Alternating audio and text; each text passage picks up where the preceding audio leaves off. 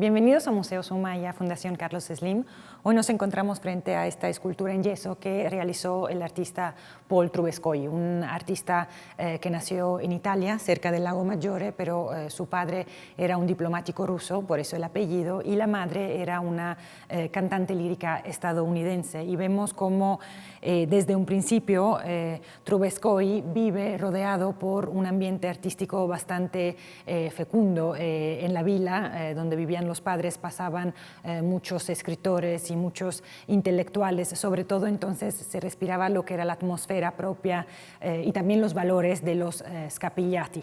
Cuando hablamos de los Scapigliati hablamos de un grupo bastante heterogéneo formado por pintores, escultores y también escritores que se desarrolla en el norte de Italia a partir de la segunda década de 1800. Lo que caracterizaba a este grupo de artistas era justo una crítica al romanticismo italiano, justo porque lo que hacía el romanticismo italiano no era tomar en cuenta la relación a veces también conflictual entre el artista y la sociedad. De hecho, el término Scapigliati significa como despeinado, y lo que quería hacer era justo traducir al italiano lo que era el concepto de bohème francés, y también ahí está todo el concepto, por ejemplo, del poeta maldito que introduce Baudelaire. Los Scapigliati en general justo lo que hacían era criticar el sentido común, criticar la cultura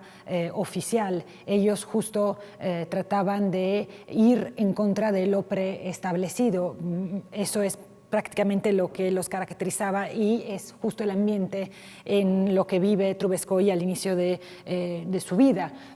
Luego se mudará a Milán, pero obviamente hay que subrayar que aunque él respire estos conceptos, él pertenecía a una familia pues de la alta sociedad, y de hecho sus clientes eran clientes de la nobleza lombarda, pero también de la burguesía industrial, y entonces como que vivió lejano del concepto de vida bohème, así como lo imaginábamos en París, de estos pintores que llegaban casi sin nada a vivir en condiciones muy humildes para dedicarse a la pintura. Él, cuando llega a Milán, entra en el círculo artístico de manera muy fácil debido a su apellido. Trubetskoy era una familia que tenía una relevante actividad de mecenazgo, entonces vemos cómo justo empieza a hacer estos retratos que a la crítica no gustan tanto, porque tienen justo un sentido más abstracto. Y es interesante, sobre todo observando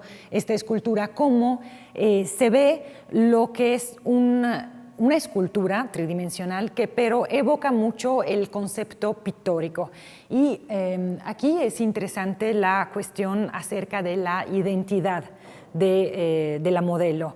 El investigador Sergio Rebora ha sugerido que se trate de Carla Erba.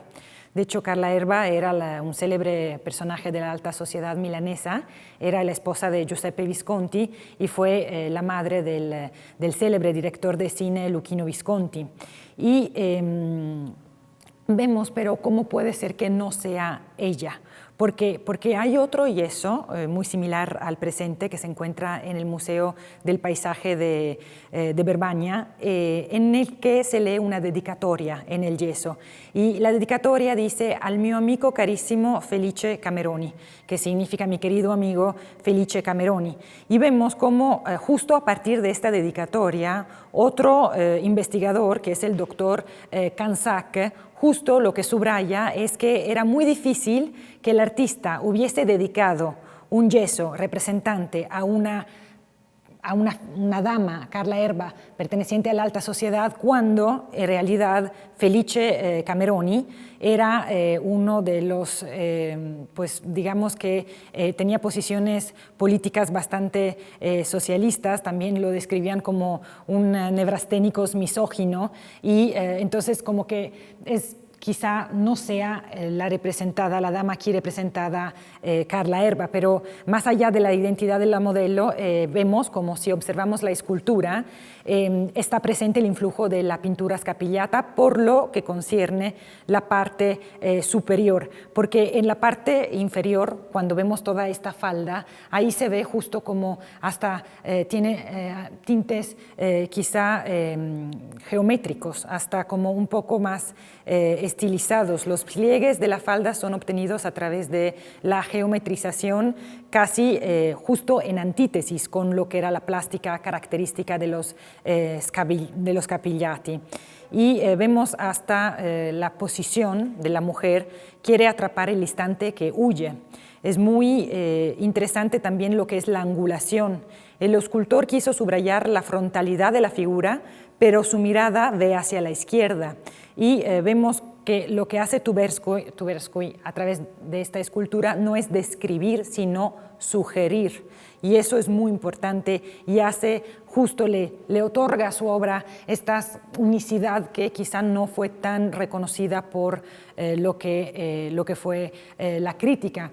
También vemos la posición de la mujer que tiene aquí un abanico y está sentada en la que podría ser una banca. Entonces, eso también sugiere que quizá la obra haya sido realizada cuando la mujer se encontraba en su jardín. Destaca también lo que es la silueta y la moda típica de la época. Vemos cómo están estas mangas hinchadas y cómo se retrae la vita, la parte de la cintura muy apretada. Y es interesante esta obra porque justo nos habla del estilo que caracterizó la producción de Tversky, que como hemos dicho se dedicó principalmente a retratar la nobleza y la burguesía del norte de Italia. Él también entró a formar parte del ámbito académico gracias a un primo, llegó a tener una cátedra en Moscú, pero vemos como él siempre defendió, siempre dijo, como que siempre trató de subrayar la inutilidad